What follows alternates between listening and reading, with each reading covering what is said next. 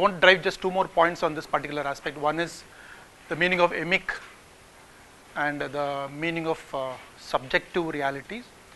The whole reason why I've been going on about talking about human behavior, how meaning is constituted on based on a lot of things than just by speaking, okay, is to understand, to highlight the fact that the realities of specific situations becomes important for those people or specific actors in those situations. So when I say emic meaning, so the word emic meaning comes from those whole understanding of this the symbols and this interpretative understanding of specific situations, etc. So there are no universal meanings for words. Okay,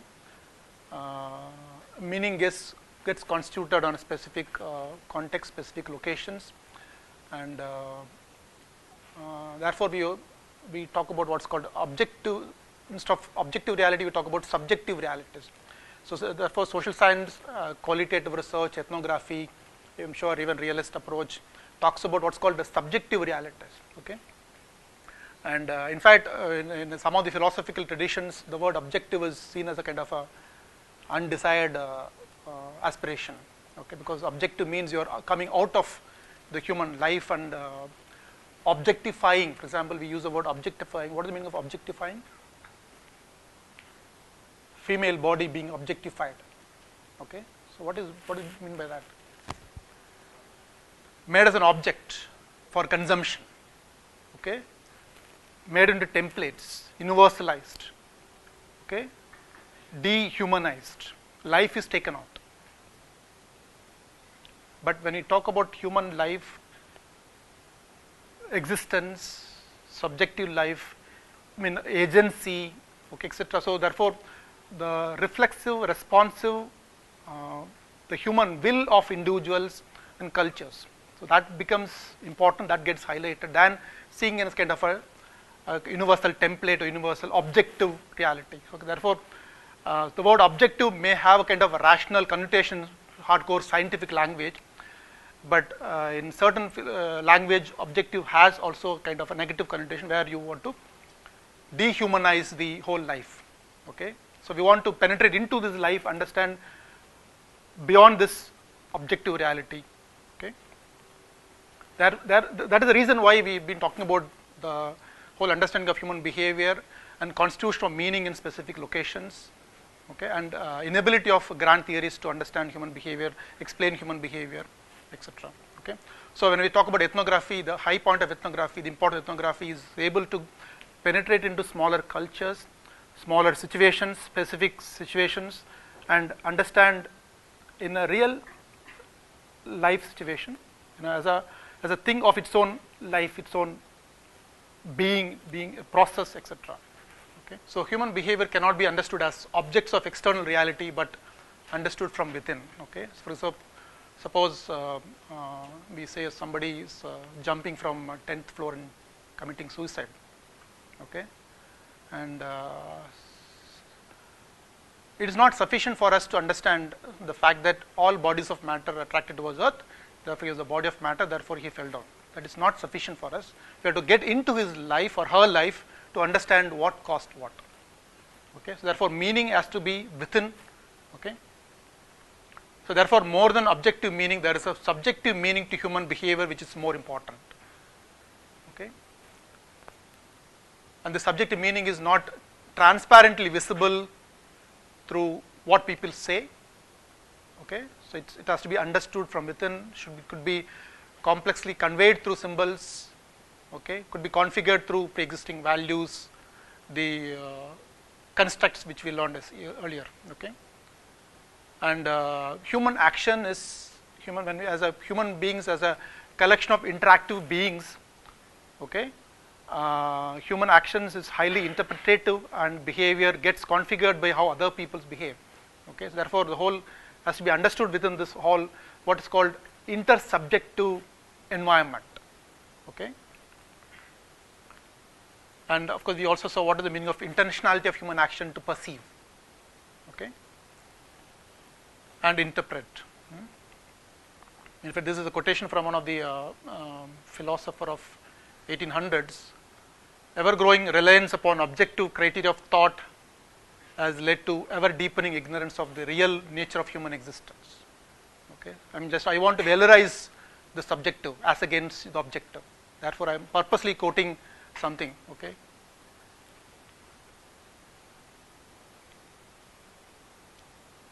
This I am sure you must have seen. Okay, so therefore, this is a kind of objective criteria, positivism, etc. Okay, therefore, the social reality is not out there as like a distinct reality. It is constructed. We see what we want to see, intentionality of consciousness. Okay, and we see the way we have been trained to see. Okay, and our behavior too gets shaped accordingly. Okay, so it's not only seeing what we see as the reality is, but also our behavior. Every member of society's behavior also accordingly gets shaped the way this person, the way they look at reality. Okay, and ethnography has the potential to unravel this social construction and understand meaning of human behavior better. Okay, because of ethnography, which has a luxury of lot of time, long duration of time, selecting a smaller population, smaller process, smaller unit of study. Okay, there's a privilege of looking things in a intense manner, holistic manner, to unravel or attempt at unraveling this complex way of human behavior being shaped, which is not visible transparently or not easily cannot elicit just by interviews or questionnaires. Okay. So the strength of ethnography is to go deeper into this complex way in which human behavior gets constituted. The so-called social reality gets constituted, understood, meanings constructed, and accordingly interpreted and responded by fellow members of the society. Okay. So what is the meaning? Meaning of meaning. Meaning of anniversary is very important for a woman. Okay, that's why there's a book, Men Are From Mars, Women Are From Venus. Okay, so different realities. Okay, the different way people look at from angles. A great deal of research depends on what people say, and most methods depend on what people say. Most methods. Okay, I'm talking method, not approach. Most methods. But response can be dynamic. Responses of individuals can be dynamic. Okay, many of you might have been our teachers. You correct your papers. So the way you give your marks will depend on what your wife said that morning when she gave you coffee or not. Okay. Response. Do you like a son or a daughter? You like a son or daughter? How many sons you want? How many daughters you want? But do you think this reason this woman is going to say can be crystallized forever? If previous day her son had bashed her, sons are useless. Wives, children, daughters are good. Okay, so responses are dynamic. The people are human life. Okay, today so I may like today. 10 years before I liked Rajinikanth. Today I may like somebody else.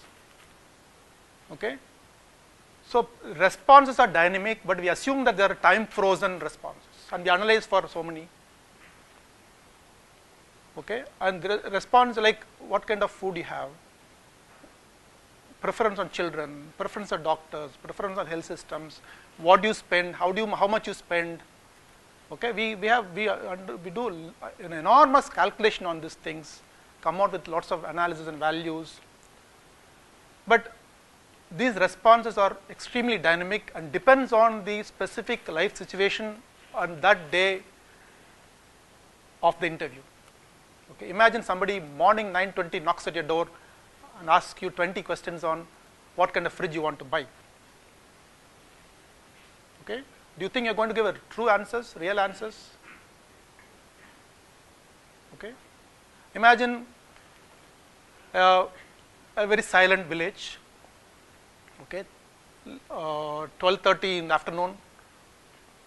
12:30 in the afternoon, hot summer. If you go to a village in Osmanabad or Latur, the village is almost dead silent.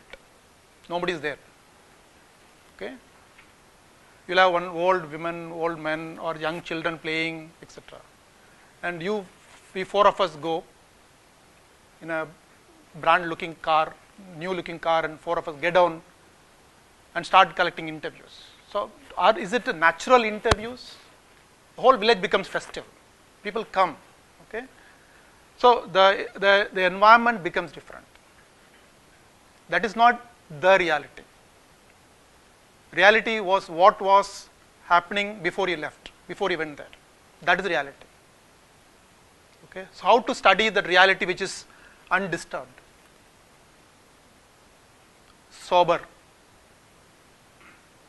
mundane, normal. Okay. Ethnography provides that opportunity because you are able to be there, spend a lot of time, and you almost become invisible. Okay. Nobody bothers about this man or this person. I mean, typical classical ethnography, I am saying. Okay. So response can be dynamic. Therefore, one-time interviews have a lot of limitations and depend only on interviews. May say what we want to hear. Okay. Most often people have the habit of saying what we want to hear. Okay. What is politically correct. And also people have the thing of giving what is the right answer, socially desired. So right answer, so not a response, it's the right answer. Suppose how to breastfeed a child. Okay. No field in India is virgin anymore. Everywhere people have been socialized into this kind of questions. So moment you ask how to breastfeed a child, they know what to be that what is the right answer. Okay. So they know what is the expected answers from us. Most areas in the Indian environment. Okay. Therefore 6 months देना है, उसके बाद उसके पहले पानी भी नहीं देना है. Then you should start complementary feeding. इसमें से देना है इसे. So when you ask out of 100 people, 70 people may say like yes. But what requires much more time to spend time with them and may have a transaction which is able to penetrate this initial screen, okay, smoke screen, where people put up a facade of right behavior, politically right behavior, okay, making you happy, okay, because a lot of us believe that we can't make other people unhappy. Okay, we did a research where we checked at the acceptance of Balbog, which is a complementary feeding food for children. Okay, so one of the research item was we prepared Balbog in the village and asked them to taste and asked them to tell them they like it or not. Then we go into village, we cook and ask people to eat and say, you think any woman is going to say it's not good? Okay, so therefore that research is important, but the way it is done will not elicit the right answers. Okay, so may say what we want to hear, may say what is politically right, what ought to be, may not share the same cultural idioms and experience of the researcher. Okay, the idiom, for example, ice cream. Okay, for example, I am wearing a Louis Philippe trouser of 4,000 rupees. Okay, I show this to a tribal village. It's no consequence at all. So these symbols are only in a modern urban life. So therefore, we don't share the same idioms as what we modern elite urban people have the idioms of village life. So we think that questions we ask frame the language we have, and those people are able to share the same set of idioms and meanings. Most often it is not the case. Often it is not the case. It may not be the case. Okay. What, for example, do you like this hospital? Okay. It depends on what this patient is, where is she coming from, what kind of life she has. Okay. Suppose like what kind of shirt you want to buy. Suppose there are houses where people have only 2 shirts, and if you want to ask them to like, do you like this brand or this brand, they can't even respond. Do you like this ice cream or this ice cream? They cannot respond. Do you want this kind of system in hospitals? We cannot assume that they will be able to give you a right answer based on connecting to your idioms. Okay. What people say and their attitude are not an unambiguous predictor of the action. There is a huge gap between what people say, what people want to say, and what people do. Okay, there is a huge gap between no-do gap. Okay, they say something and what they do is there's a huge gap. So that if the interview-based things will have a problem where you're not able to see what is actually happening. Okay. May not have the ability to answer questions requiring like cognitive abilities. Okay, so we have a lot of scales. Okay, in a scale of 5, how do you rate this? In a scale of 5, how do you rate the quality of hospitals, quality of the patients? Okay, I am a person with a PhD, and if 10 people, if I given an essay to correct 10 people's essay on the same topic, I find they really difficult to arrange this 10 into one single sequence, honestly. And I have a written transcript in my hand. And we assume that a village woman or a man who may be educated, not educated, even if educated, not introduced this concept of hospital quality, etc., and you assume that she has a cognitive ability to break down this complex aspect into an indicator which is linearly arranged scale, and she is able to say it is 3 and 4. She may end up saying 3 or 4, but we really don't know whether she is able to understand, equate to the reality which is being asked and giving an answer. Okay. Therefore, certain tools are good for certain situations, but not good for certain other situations. Okay. So, the idea is not to privilege one method or the other, one approach or the other. The idea is to say that there are certain situations where certain methods miserably fail, certain methods are better, certain other methods, same tool may be very apt and suitable. So, the researcher, I think, is to understand, am I using the right tool, right method? Okay. I always quote this Mullah Nasruddin story. I'm sure all of you know this story, where he was searching for a lost ring somewhere, and somebody asked, what are you doing? I'm searching for a ring which is lost. Where did you lose it? There. And why are you searching it? Because light is here. So, just because a particular method, your method is fantastic, that method may not be the right method for solving that particular problem. Okay. So, this is what I said, idioms. Okay. So, this is what is a Facebook.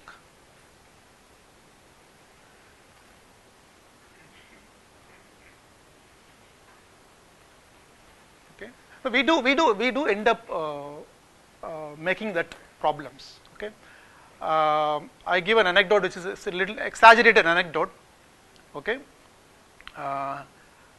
When a survey was done in Ahmedabad, Gujarat earthquake, after earthquake, the tool was used for understanding what was the damage happened in post earthquake in this villages. Okay. And after a few years, a tsunami happened, and the almost same tool was used elsewhere. Okay. And later the researchers found that this tool was useless, because it was used in Andaman Islands, and the properties were, here it was fridge, car, bedroom, hall, roof, etc. There it was elephants, fishing net, coconut trees, house was thatched roofs, and so on. Okay. Therefore, the cultural idioms which we live have lot of gaps across cultures. Okay. Therefore, it is important to understand those things, the cultural landscape, before we build on other tools. Okay. So, ethnography or a preliminary understanding provides this opportunity. Okay. I am not saying only ethnography, a preliminary attempt at understanding this landscape, then building on whatever tool is important. Ethnography is wonderful, we can use other methods also. Okay. So, therefore, the context, the cultural idioms, vocabulary. Okay. For example, take the word anemia. In many languages, there is no equivalent of the word anemia. We use with something else. Childhood sepsis, for example, neonatal sepsis. Okay. There is no equivalent word for sepsis, although there is an equivalent word for pneumonia. There is no equivalent word for neonatal sepsis. So, how do you transact this language, vocabulary? Okay. Often what happens, it gets clubbed with whole lot of syndromes or other morbidities, or a special form of neonatal sepsis alone is given a particular terminology. Okay. So, therefore, all this understanding vocabulary, classifications, and therefore again the word meaning is important. Okay, so what it means when I say mid, I think in Marathi it's called DAP, you know, pneumonia. DAP, DAP. Okay. So what it means, that particular word, whether it is equivalent or not, what it connotes in people's cultural life, okay, cultural grammar. So the word qualitative has used in many senses. Some of the medical doctors use the word qualitative variable. Okay, I am telling this because some of my students had this wrong understanding. When they deal with nominal variables, categorical variable, they think it's qualitative variable. Yes, it may be called as a qualitative variable, but dealing with qualitative variables doesn't mean you are doing qualitative study. Okay, some students do make mistakes. Okay, you may not make mistakes because I'm sure you have been groomed into research and research vocabulary, but I do have some students who think that when I'm dealing with nominal variables, categorical variables, I'm doing qualitative research, which is not the case. Qualitative data. These are qualitative variables. Okay. Qualitative data. There can be different forms of qualitative data. It could be audio, could be a video, could be a map, could be a photograph. You can see this. This is the Chennai railway station. Somebody using a mosquito net, and could be a transcript. Could be somebody saying something. Okay. So these are all qualitative data. They are not in the form of numbers. Okay, but just by collecting qualitative data, it doesn't mean you are dealing with qualitative research methodology. Qualitative research. Okay, because if you want non-numerical data can be converted into numbers. Okay, a lot of us do content analysis. Okay. And we end up sometimes quantifying that. Okay. Therefore, the whole approach is quantitative, but you use qualitative data. Okay. And qualitative data can also be seen in different formats of data. Okay. Suppose you take an FGD data, it's a kind of a running transcripts in 30-40 pages, in-depth interview data. Okay. It could be a song, it could be an old manuscript. It could also be 20 questions. Okay, on each question we have answers, responses, sorry. Question and a response, question, response. So this is a typical situation. You can call it a semi-structured questionnaire or interview schedule, where typically a qualitative data can be quantified. So out of 50 people, so many said like this, so many said like this. Okay, where there's a denominator is possible, numerator is possible, we can even do some quantitative analysis. Okay. So this is one way of looking at qualitative data types.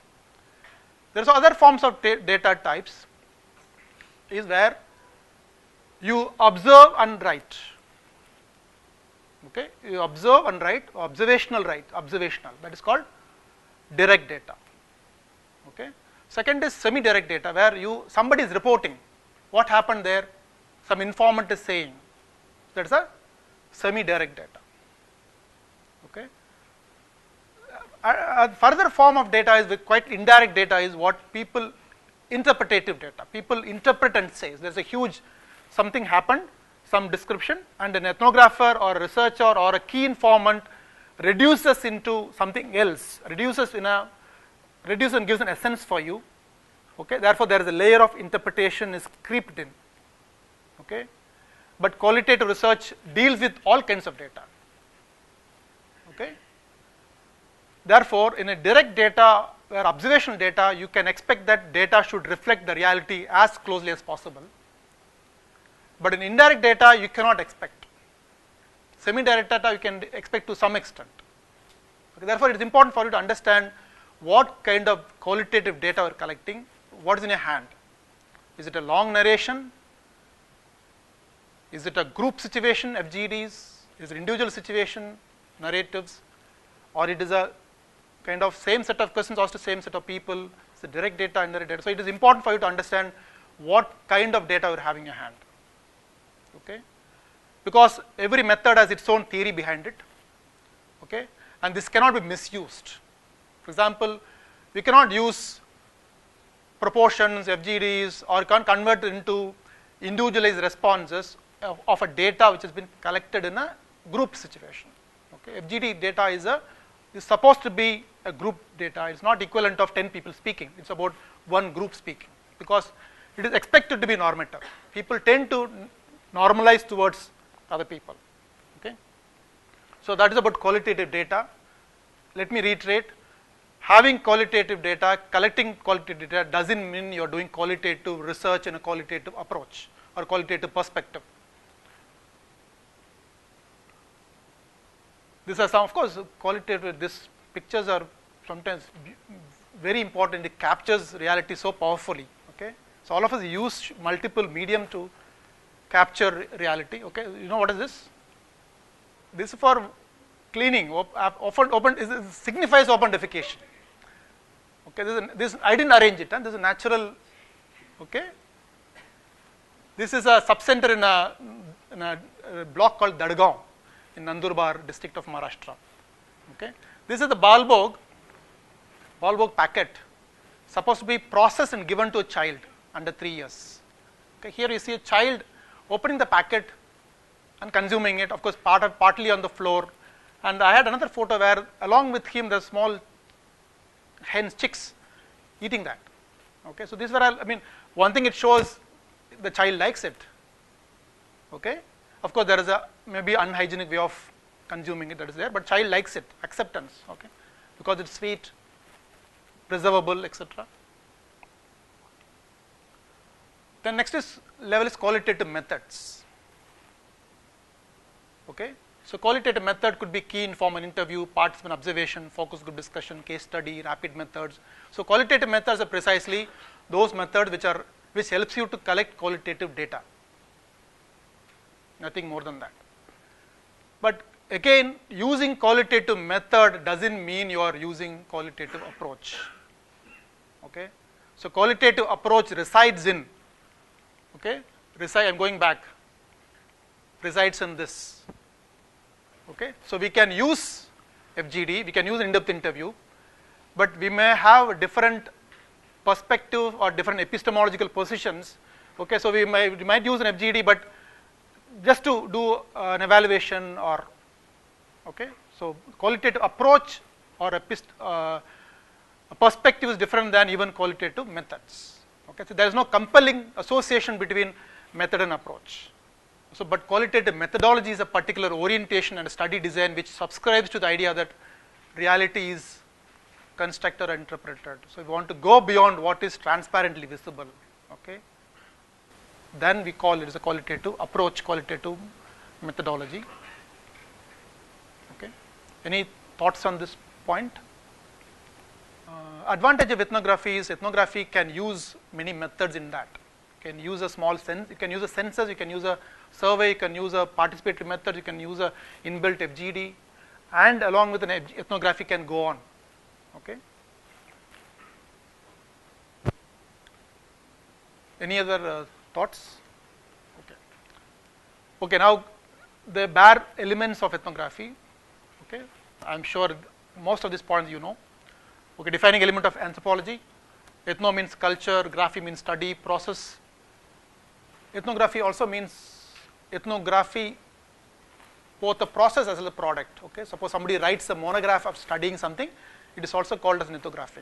Okay, and not anymore the prism of anthropology. It is used across many disciplines.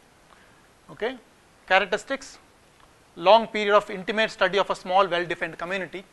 Okay, if community need not be, sometimes there are modern ethnographies which need not be a community in real sense, could be a virtual community. There are a lot of ethnographic studies are done on social network platforms. Okay, you can have an ethnography of a product. Okay, how a Colgate toothpaste is manufactured, marketed, reached, and consumed. Okay, you can follow a product. Okay, you can follow, for example, a Balbog or a tablet. Okay, you can follow how an IAS officer is made, how an IAS bureaucrat is made, how a bureaucrat gets his bureaucratic mindset. Okay, you can study a ethnography of a making of a human resource cadre. Okay. So residence in the community is a classical sense. So if you're doing a virtual ethnography, it need not be residence, but the idea is that you immerse into it. Okay, you immerse into it either physically or virtually into it. Okay. Prolonged face-to-face interaction, where you are able to observe. Therefore, your study is not only based on what people say, you are able to go beyond what people say. Okay. Suppose you are hand washing. If you ask 10 children, 9 will say, yes, I wash my hands. Okay. But if you go to a village, many villages have an institution in a house where there is on the outside, there is a small place where there is a small bucket or a pitcher of water is kept, and there is a mug is kept, where soap is kept, which is sort of indicates that there is a cultural institution around sanitation and water use on cleanliness. Of course, further observation will see how much you people use it, don't use it. Okay, therefore, one is people say certain things and you observe not only the one occasion, many occasions or many points in time, okay, across during water scarcity time, during plenty of water time, and therefore based on this consistency then you come with certain explanations, okay, but not based on just asking certain things. So, you are able to go beyond and look at their life as naturally as possible. Okay. Prolonged face-to-face interaction, naturalist study normal life, naturalist. And this is the key, one of the, I think, to my mind, this is the central principle of ethnography, studying something as natural as possible. Of course, it's a relative sense. Okay. But the aspiration is to keep the society, community as natural as possible, which requires you submitting into the culture of their society, that community, breaking the power relationship between you and others. It could be both ways, like you may be coming from an urban elite English speaking person, or you may be an outsider, rest all are insiders, therefore power relation could be both ways. So, you break the barrier, you are not anymore annoying outsider. Okay, you are not anymore an annoying outsider, what we call obtrusive, non-obtrusive. Okay, therefore people start behaving as normally as possible. This is the aspiration. Okay, but of course it gets nuanced the way of implementing in reality. Okay, and Banel, very strong rapport is recommended. And we talk about EMIC. I've spoken almost 1 hour about the reason why we talk about EMIC. Okay, because reality is constructed at the local levels and people understand, have local meanings, and therefore the response happens because of this, how they understand the local meanings.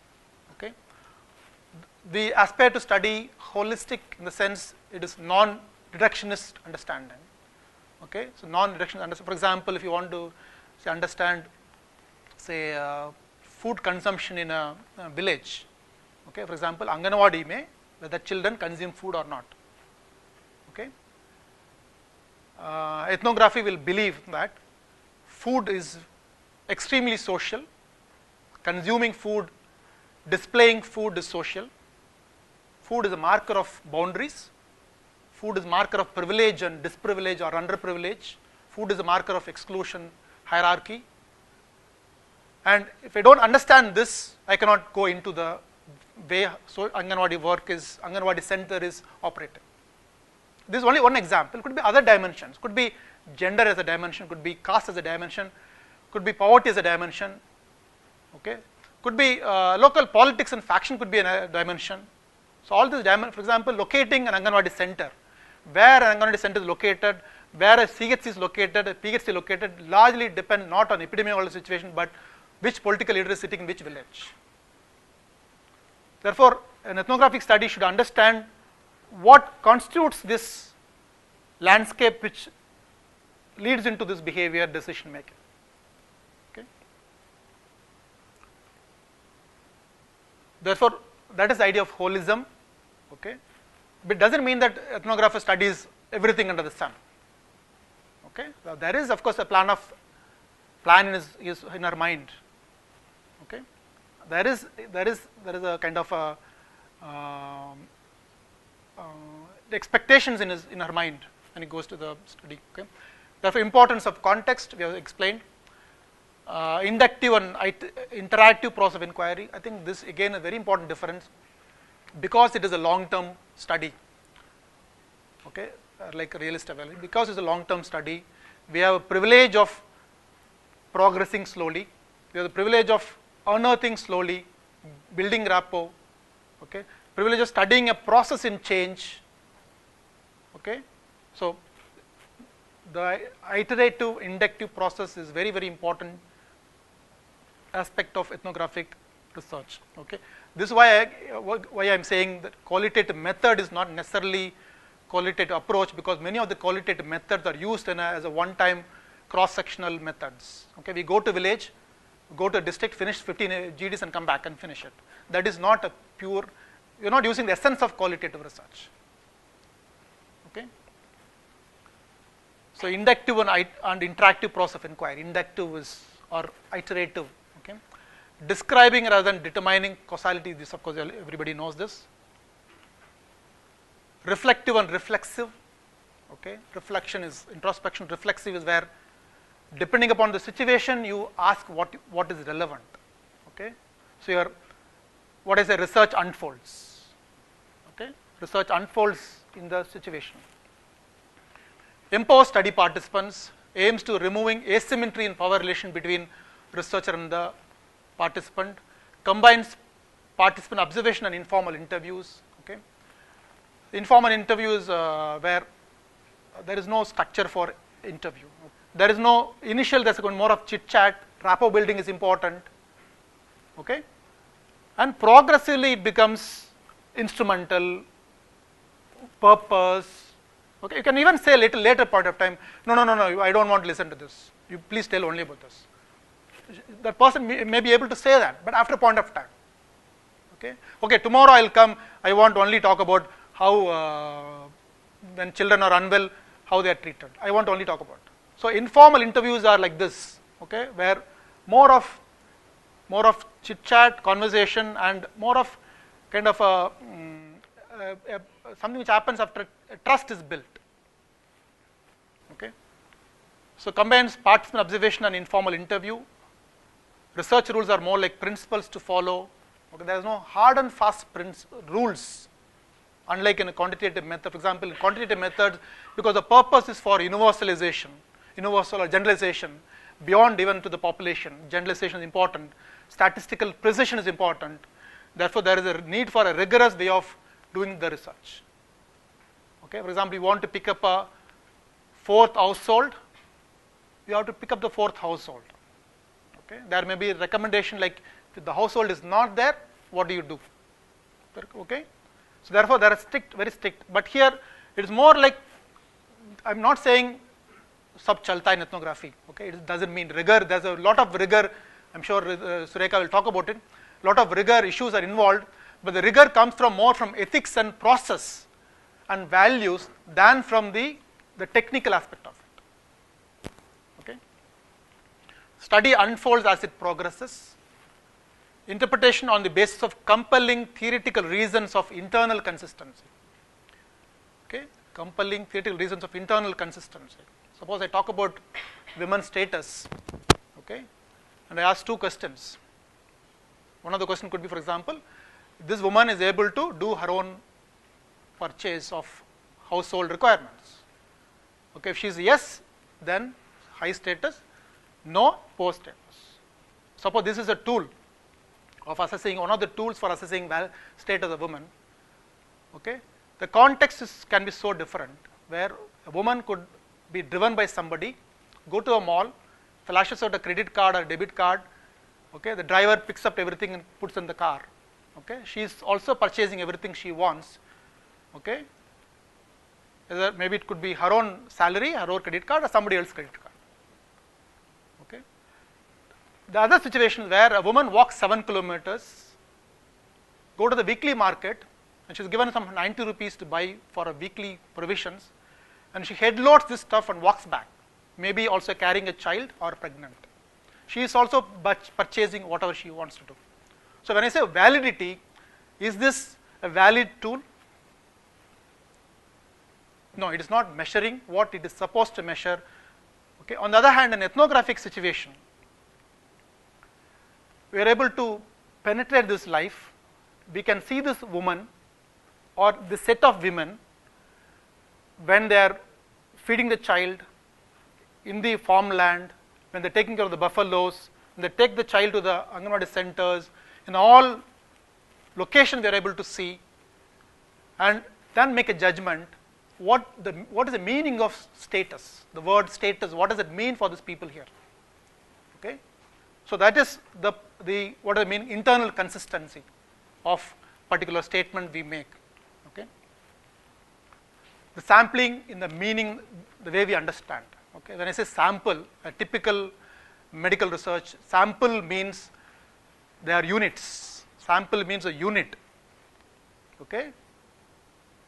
So there is inclusion criteria, exclusion criteria. Okay. Samples are identical units. 10 births, 100 births. Okay. So these are all units which are identical. Okay. And you are almost asked same set of questions of this participants and get the response, or same intervention and you get the response. That is a classical understanding of sample in research. But we can redefine and say sample means representation. That way you can use the word in sampling here also in qualitative methods in ethnographic research. Okay. So we don't do sampling, we want to study the entire population. Okay. The word sample is untenable because we have no structure of the process of data collection. On one occasion you can talk to a woman just for fleetingly or for 2 seconds. Okay. Another occasion you can talk to somebody else for 2 long days. So you are not asking the same set of questions to same set of participants. Response are different. Okay. You can come back to talk to the same people again, etc. So a lot of situation, even qualitative research in ethnography, the word sample as we understand is untenable. Okay. And nobody can ask how many interviews he did. Okay.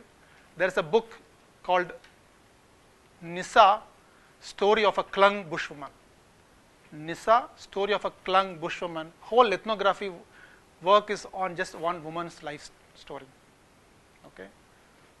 So therefore, we have to, of course, people use the word theoretical sampling, where theoretical sampling is where you use certain theoretical reasons to select participants. Okay. In fact, I use the word informants. Okay. So there's a difference between the word informant and participant. Okay. This is another reason why sampling is untenable. Okay. So we use the word informant in ethnographic research or qualitative research. What is the meaning of informant? Informant, key informant, as against a respondent. Giving information. Respondent? Responding to, okay, informant? Giving the insight. Okay. So let us think of a situation where you want to study childbirth in a village. Okay. You can pick up some 30 women who had recently delivered. Okay. They all can talk about how childbirth happened, experience of childbirth. But can you also talk to a Dai who was never married, never had a child, but she helped children, women, 200 women to have child? Can you talk to her? She doesn't have to talk about herself. That is the difference between informant and respondent. So can you subject this process of sampling and quantification to this Dai? She is not a sample in that sense. Okay.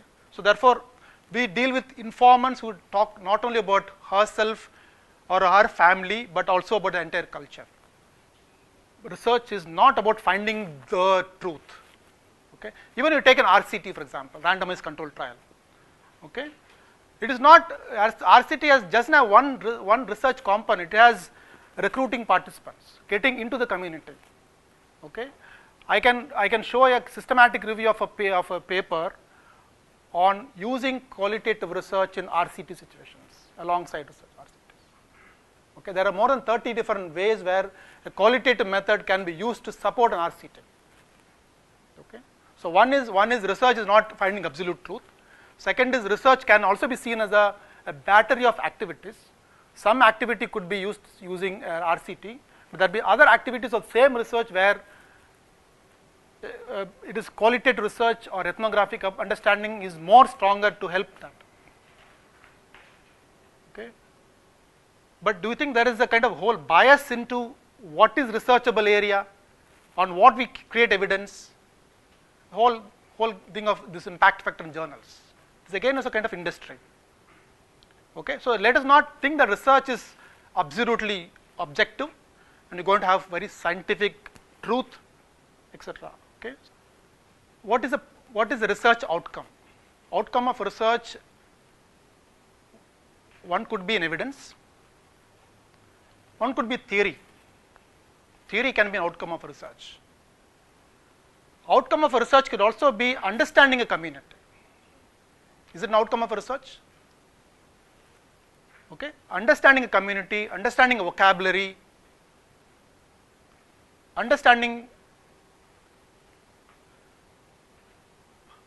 a specific process is also research. In an ethnographic situation, we build this rapport with trust. Okay, we build faith, gain faith, enter into the community. Okay, therefore, informed consent has lot of problem. Okay, informed consent is a contract. It happens the initial point of time. We don't know what the research is going to unfold.